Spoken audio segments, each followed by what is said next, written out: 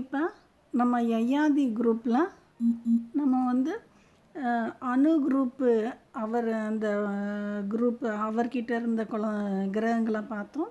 அப்புறம் புரு குரூப்பு கிரகங்களை பார்த்தோம்.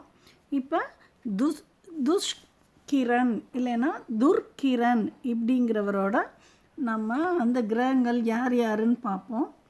இப்போ இவங்களுக்கு துர்கிரனுக்கு வந்து பப்ரு அப்படிங்கிற கிரகம் வெடிச்சிச்சு. அந்த பப்ரு கிட்ட இருந்து 6 கிரகங்கள் வெடிச்சிச்சு.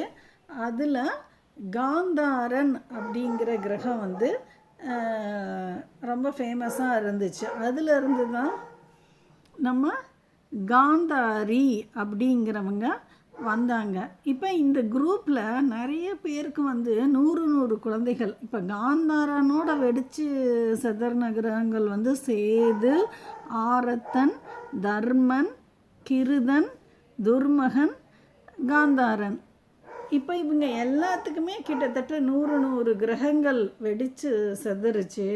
இப்போ இந்த காந்தாரன் அப்படிங்கிற கிரகம் வந்து இந்த குரூப் எல்லாமே வடக்கு பக்கம் நார்தன் சைடு வந்து வெடித்து செதறி அந்த ஏரியாவை சுற்றிக்கிட்டு இருந்தாங்க.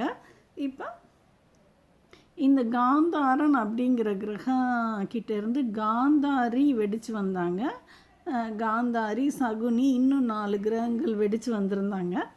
இப்போ இந்த கிரகங்களை நம்ம பீஷ்மர் வந்து தன்னோட அஸ்தினாபுரம் வட்டத்துக்குள்ளே இழுத்துக்கிட்டாரு.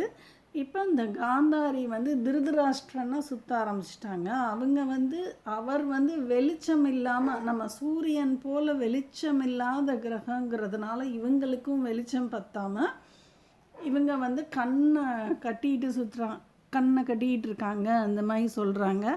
இப்போ இவங்களோட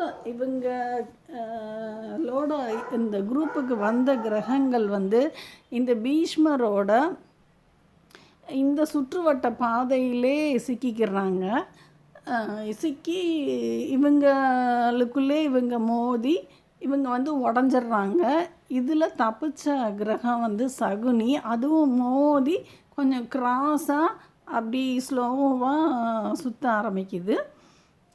இந்த கிரகங்கள்லாம் இப்போ அடுத்து இந்த யயாதி குரூப்பில் தான் இப்போ புதன் கிரகத்திலேருந்து வரிசையாக இங்கே வந்துக்கிட்டு இருக்காங்க. இப்போ தான் நம்ம சுக்கிரன் கிட்டேருந்து வந்த அந்த தேவயானி கிரகமும் இந்த குரூப்போட ஜாயின் ஆகி அடுத்து அந்த கிரகத்துக்கு பிறந்தவங்க துருசு யது அந்த குரூப்பை